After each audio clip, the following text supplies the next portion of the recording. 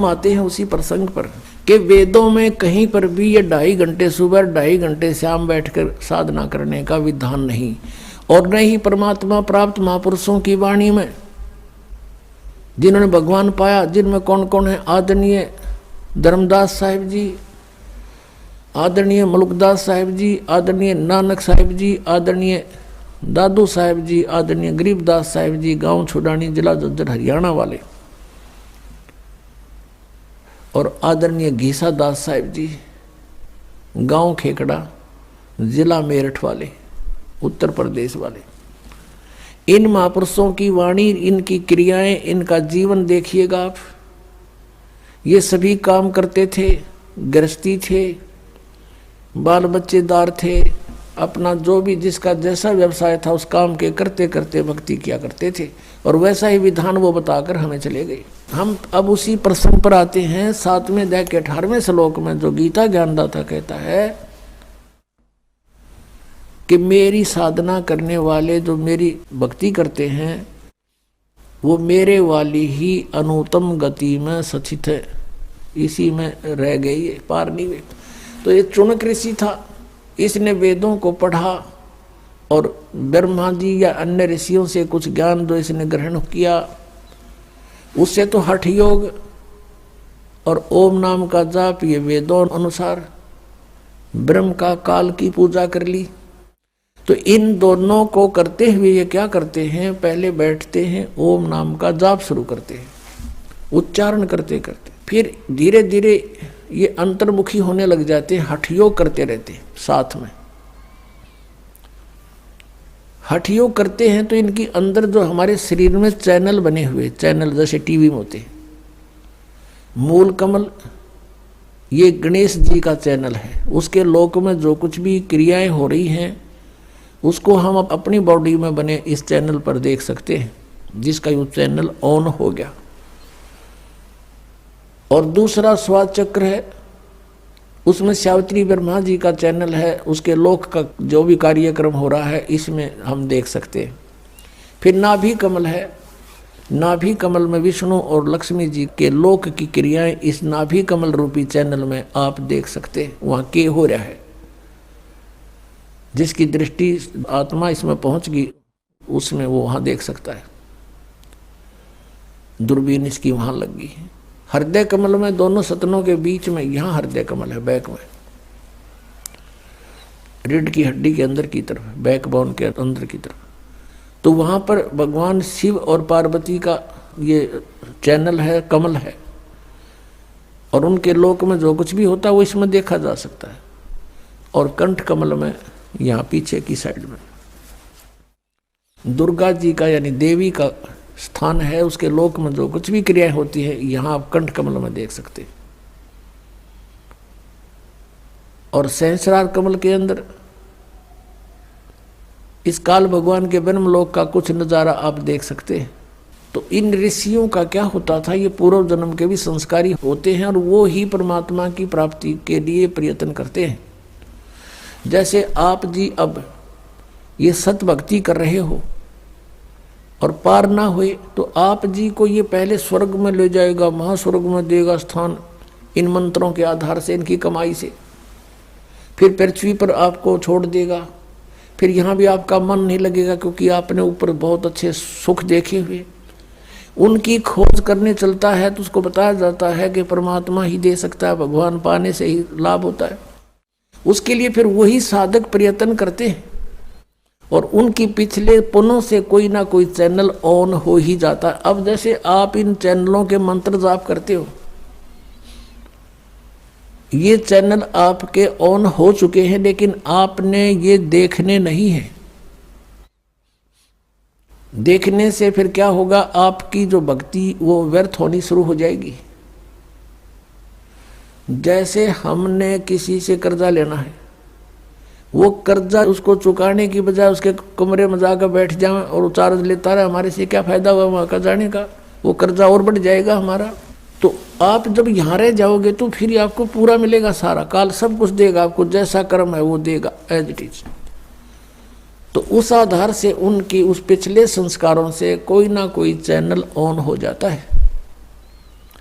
कमल खुल जाता है उनका, उसमें वो देखते रहते हैं, ऊपर के नज़ारे देखते रहते हैं। जैसे आप फिल्म देखने जाते हो सिनेमा हॉल में और 3 घंटे ऐसे जाते हैं जैसे 3 मिनट। अब बताओ कैसा 3 घंटे, अब बैठ कर देखो कितने इंतजार करो किसी बस की, 3 मिनट भी भाड़ा हो जाती है। आप सिमरण करने लगते हो, मन इधर उधर भागता है। वो देख जब सारे काम याद दिला देगा आपके, सारे कार्य वो कर ले, वो नहीं किया, वो रह गया। एक 5 मिनट भी ढंग से नहीं है सेट होता, लेकिन हो जाएगा, अभ्यास से हो जाएगा। ये ना सोचना कि होगा नहीं, लेकिन एक उदाहरण बता रहे। और फिर ये ऐसे बैठकर 1000 वर्ष कैसे बैठा दे इनको, 100 वर्ष बैठे रहिए। तो वो ऐसे बैठते थे, यहाँ से हटकर उसका अंतर्मुखी बोलते हैं, अंतर्मुखी हो गए। वहाँ देखकर सिनेमा इस शरीर में, उससे इनके अंदर सिद्धियाँ आ जाती हैं। ओम नाम के जाप से ये ब्रह्मलोक के अधिकारी बन जाते हैं। और यहाँ का विधान है इस भगवान काल के लोक का कि जैसे कर्म कोई करेगा वैसा ही फल मिलेगा, पुण्य भी मिलेंगे, पाप भी मिलेंगे, दोनों आपको भोगने पड़ेंगे। इसमें कोई परिवर्तन नहीं हो सकता। केवल परम अक्षर ब्रह्म पूर्ण परमात्मा सत्य पुरुष कबीर साहिब की सत भक्ति सतनाम से करके 2 अक्षर के नाम तक हम अपने पापों का नाश कर सकते हैं। और वो परमात्मा हमारे प्रारब्ध के सब बैड अकाउंट को नाश करके नया लिख देता है। और कोई भी उस परमात्मा के अतिरिक्त कोई भी प्रभु जिनको हम प्रभु मानते हैं, सरपुरुष अक्षर पुरुष, श्री ब्रह्मा रजगुण, श्री विष्णु सतगुण और श्री शिव जी तम गुण, ये भी परिवर्तन नहीं कर सकते। तो स्वयं कहते हैं हम तो नियमित कार्य करते हैं, जिसका जैसा वर्क है वैसा ही उसका वर्क दंड देते हैं। अब फिर यहाँ प्रसंग आ रहा है कि हम इस तरह की साधना करते रहे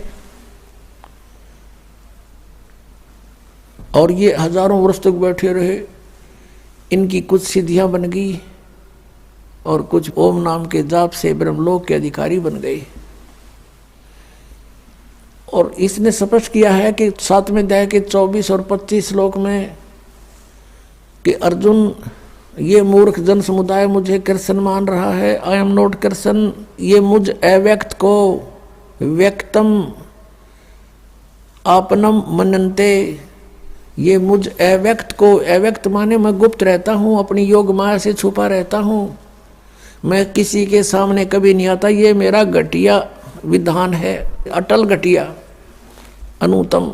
अब यहाँ अनुतम क्यों कहा आपने उसको, विधान को अटल, कि ये कभी नहीं चेंज हो सकता, मैं कभी किसी के सामने नहीं आऊँगा, ये मेरा अनुतम अटल विधान है। अब एक भगवान है, पिता है, और सामने नहीं आ रहा, बच्चे भटक रहे हैं, ढूंढ रहे हैं, तो वो कैसा होगा फिर? उसमें कोई दोष है इसलिए छुपा बैठा है वो? नहीं तो सामने आता। जैसे हमारे भगवान आते हैं, कबीर साहब 120 वर्ष बनारस में रहकर चले गए, जब चाहे किसी के पास प्रकट होकर उसको ज्ञान से परिपूर्ण करते हैं, उसका उद्धार करते हैं। ये हमारे परमात्मा समक्ष आते हैं। उसको हम भगवान नहीं मानते क्योंकि अज्ञान बना दिया हमारे अंदर के परमात्मा निराकार है। हम इस आधार से उस भगवान को नहीं पहचान पाए थे अभी तक। अब इस तत्व ज्ञान के प्रकाश में हम भगवान को पहचानेंगे और यथार्थ भक्ति मार्ग को जानेंगे। अब प्रश्न चल रहा है कि वो चौणक ऋषि जैसे जो महापुरुष थे, उन्होंने हठ योग किया और इसने ये कसम खाई है, प्रतिज्ञा कर रखी है 7वें अध्याय के 24-25 में कि मैं कभी भी किसी के समक्ष नहीं आऊँगा। और ये मुझे कृष्ण मान रहे हैं, मुझ अव्यक्त को व्यक्ति आपनम मनन्ते, ये मुझे इस व्यक्ति रूप में मान रहे हैं, श्री कृष्ण रूप में। अब श्री कृष्ण ने होगा कि मैं व्यक्ति नहीं हूँ, तो ये तो बात सच्ची थोड़ी, तो स्पष्ट खड़े हैं व्यक्ति रूप में। वो बोल रहा है श्री कृष्ण में और मैं छुपा रहता हूँ अपनी योग माया से। और श्री कृष्ण जी तो प्रकट है, वो छुपा कहाँ है? तो इस प्रकार ये सब गुप्त कार्य करता है। गीता जी अध्याय नंबर 4 के श्लोक नंबर 8 और 9 में ये कहता है, मेरे और तेरे बहुत जन्म हो चुके, तू नहीं जानता मैं जानता हूँ, और मेरे कर्म और जन्म अलौकिक है। इसके कर्म ऐसे अलौकिक हैं, ये समक्ष आता नहीं, किसी में प्रवेश करके जो बोलना है करना है वो कर देता है। जैसे श्री विष्णु पुराण में आपने देखा, बहुत बार दिखाया दास ने, कि एक बार सुर और असुरों का, राक्षसों का और देवताओं का युद्ध हो गया। देवता हार गए। देवताओं ने फिर जाकर समुद्र के किनारे तपस्या करी, स्तुति करी, तो कहते हैं भगवान विष्णु प्रकट हो गए। ये काल ऐसे करता है, श्री विष्णु रूप में प्रकट हो गया, अपने वास्तविक रूप में कभी सामने नहीं आता। और वहां उन्होंने पूछा कि ऐसे समस्या है, तो उसने कहा कि आप, एक ससाद नामक राजा है, उस ससाद के पुत्र पुरंजय को युद्ध के लिए खड़ा कर लो, राक्षसों के साथ युद्ध में उसको भी राजी करके खड़ा कर लो, मैं फिर उसके शरीर में प्रवेश करूंगा और फिर राक्षसों को मार डालूंगा। ऐसे ही 242 पृष्ठ पर इसने कहा है कि एक बार नागों का और गंधर्वों का आपस में युद्ध हो गया। गंधर्वों ने नागों को हरा दिया, उनके सब बहुमूल्य लाल मणि ले गए। तब उन नागों ने, यानी नागवंशी व्यक्तियों ने स्तुति की, भगवान विष्णु प्रकट हुए। उसने कहा कि उस मानधाता के पौत्र पुरकुत्स को तैयार करो युद्ध के लिए, और मैं उसमें प्रवेश करके सब इनको मार डालूंगा, गंधर्वों को। ऐसा ही किया। तो ऐसे ये कहता है मेरे जन्म और कर्म अलौकिक हैं।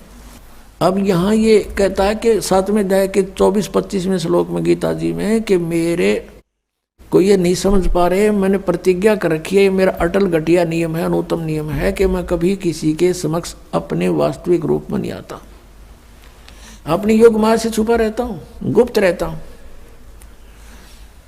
तो पुण्यात्मा, अब इन ऋषियों ने हठ योग किया, हजारों वर्ष तक साधना की।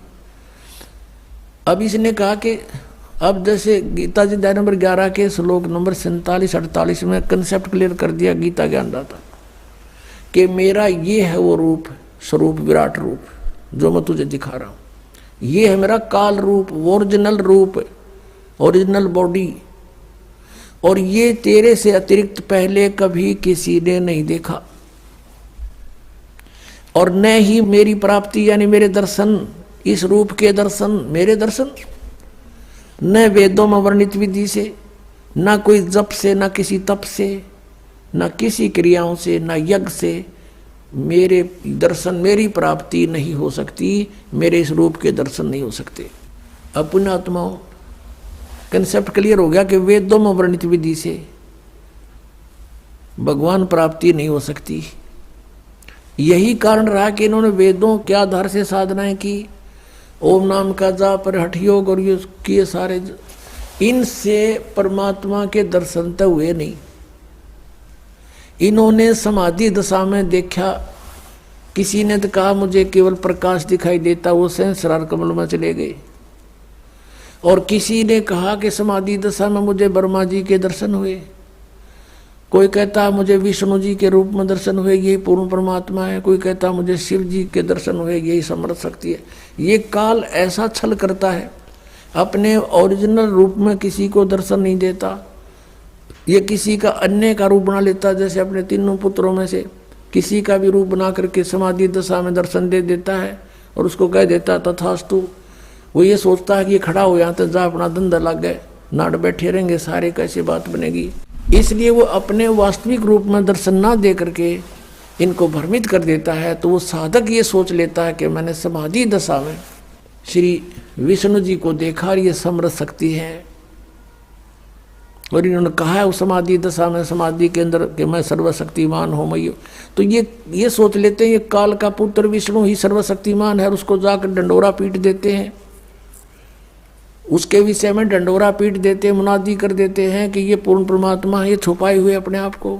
इससे श्री विष्णु जी को भ्रम हो गया कि मैं ही शायद परमात्मा हूँ, क्योंकि सब कहने लगे। और जिनको ब्रह्मा जी के रूप में दर्शन दिया उन्होंने कहा कि ब्रह्मा जी सर्वशक्तिमान हैं, ये समर्थ हैं, मैंने समाधि में इनके दर्शन हुए हैं। तो उन्होंने ब्रह्मा जी की डंडोरा की मुनादी कर दी कि ये समर्थ शक्ति है। और जिसको शिव जी के रूप में दर्शन दिए उसने उनके बारे में कह दिया कि ये समर्थ शक्ति है और ये सर्वेश्वर है, ये काल के पुत्र। और ये करता खेल सारे ये काल है, ब्रह्म है, सरपुरुष है, ये इनके रूपों में आकर दर्शन दे देता। जैसे ब्रह्मा और विष्णु जी का इसी कारण से झगड़ा हो गया। ब्रह्मा जी को भ्रम हो गया मैं सृष्टि उत्पत्ति करता हूं। विष्णु जी को भ्रम हो गया कि ब्रह्मा तो मेरी नाभि कमल में प्रकट हुआ है तो मेरा पुत्र है। इस बात पर झगड़ा हो गया। वो कह मैं तेरा बाप, वो कह मैं तेरा बाप। विष्णु कह ब्रह्मा जी को मैं तेरा बाप, ब्रह्मा जी कहता मैं तेरा बाप, मैं सारी सृष्टि का पिता हूं, जगत पिता हूं, उत्पत्ति करता हूं। तो उस समय इस काल भगवान ने इनके बीच में एक स्तंभ खड़ा कर दिया, पिलर, जिसको शिवलिंग बोलते हैं। तेजो में शिवलिंग, लिंग माने स्तंभ। वो खड़ा हुई, फिर झगड़ा करना भूल गए। अब लंबा चैप्टर ना करते, इसको संक्षेप में कहते हैं। तो वहां पर ये अपने पुत्र शिव जी के रूप में आ गया वहां पर, और दुर्गा को लिया ये पार्वती रूप में, और फिर इनको उपदेश देने लगा कि तुमने अपने आप को भगवान मान लिया, बहुत बड़ी गलती की है। यू आर नॉट गॉड, तुम ईश नहीं हो। तो इस प्रकार ये इसने प्रतिज्ञा कर रखी है कि मैं अपने वास्तविक रूप में कभी किसी के सामने नहीं आऊंगा, अपनी योग माया से छुपा रहता हूं। अपने ओरिजिनल रूप के ऊपर इसने और दूसरा रूप धारण करके आके खड़ा हो गया। तो ऐसे इन ऋषियों ने जो साधनाएं की, हठ योग किए, टुणक जैसे ऋषियों ने, परमात्मा मिला नहीं। किसी को प्रकाश रूप में दिखाई देगा। इन्होंने फिर ये बता दिया कि परमात्मा निराकार है। परमात्मा निराकार है, उसका समाधि दशा में केवल प्रकाश देखा जाता है। अब इनको कोई पूछे, बूढ़ी आत्माओं को, कोई ये कहे कि हमने सूर्य का प्रकाश देखा और सूर्य निराकार है, तो बताओ कोई अकल है उसमें? अब जैसे आप यहां शेड के अंदर बैठे हो, आपको बाहर प्रकाश दिखाई देता है, तो आपने किसी को बता दिया कि सूर्य का प्रकाश दिखाई देता, बाहर रोशनी बहुत है, और वो अंधा सुन रहा हो कोई। अब उस अंधे ने उस आंखों वालों से इतना तो सुन लिया कि परमात्मा का प्रकाश दिखाई दे रहा है, फिर वो आगे अंधों में ही लग गया प्रवचन करने। कहते सूर्य का मैंने प्रकाश देख लिया, मेरी आंखें आ गई हैं। फिर वो अंधे पूछते हैं तो सूर्य कैसा है? वो कहता सूर्य तो निराकार है, दिखाई थोड़ा देता है। अब उस अज्ञानी ने किसी से, आंखों वाले से सिर्फ इनकम्प्लीट नॉलेज सुन लिया, पूरा नहीं सुना, अधूरा ज्ञान सुना, और उससे स्वयं ही पाक गया वो। फिर प्रभु अंधों में अंधा ही अपने आप को आंखों वाला सिद्ध करने की कुचेष्टा करता हुआ कहता है कि मैं सूर्य का प्रकाश देखता हूं। फिर उससे कोई पूछता है कि सूर्य कैसा है? वो तो निराकार है, दिखाई थोड़ी ही देता है। तो इन अज्ञानियों की आज तक ये थ्योरी थी, ये विधान था, ये सिद्धांत था कि परमात्मा का केवल प्रकाश देखा जाता है और परमात्मा निराकार है। ये कोई बात हुई? अब कोई कहे हमने ट्यूबलाइट देखी, ट्यूब का प्रकाश देखा, और ट्यूब को निराकार बतावे, क्या वो आंखों वाला हो सकता है? वो सुना सुना बकरा है। तो ऐसे ही इन्होंने जो हठ योग किए, इनको कुछ नहीं प्राप्त हुआ। इसने कह रखा है कि ना वेदों में वर्णित विधि से घर में जाए के 47-48 श्लोक में गीता जी में, ना वेदों में वर्णित विधि से, न यज्ञों से, न जप से, न तप से, न किसी मंत्र से, मैं किसी प्रकार से भी मेरी प्राप्ति, मेरे दर्शन नहीं हो सकते। इसी कारण से इन्होंने हठ योग किए, काल के न दर्शन दिए नहीं, क्योंकि इन्हें बीज बबूल का बो रखा, इन साधना ब्रह्म की ये कह मैं दर्शन दूं को ना। तो ये यहाँ पर आंट लगी रही। तो इन्होंने अपना अज्ञान सिद्धांत बनाकर समाज में प्रवेश कर दिया कि परमात्मा निराकार है, वो दिखाई थोड़ा देता है, तो सबने मान लिया। इसी आधार से चुनक ऋषि ने साधना की, हठ योग किया। परमात्मा तो मिलना था ही नहीं, मिला नहीं, एटम बम बन गया, सिद्धियां आ गई, इतनी सिद्धियां आ गई, कहते हैं 1 सेकंड में सभी इन 7 लोकों ने नष्ट कर दे। अतल उतल पताल इनमें एक वचन से सब के सब उससे भय मानने लगे। बताइए थे ऋषि जिन डरते पीछे लाग रहे थे। तो फिर वो जब साधना काल उसकी समाप्त हुई, उससे वचन से कुछ अटपटी सी होने लगी, लोग पीछे लग गए, ऋषिश्वर कहला गए, ऋषिश्वर ऋषियों में श्रेष्ठ।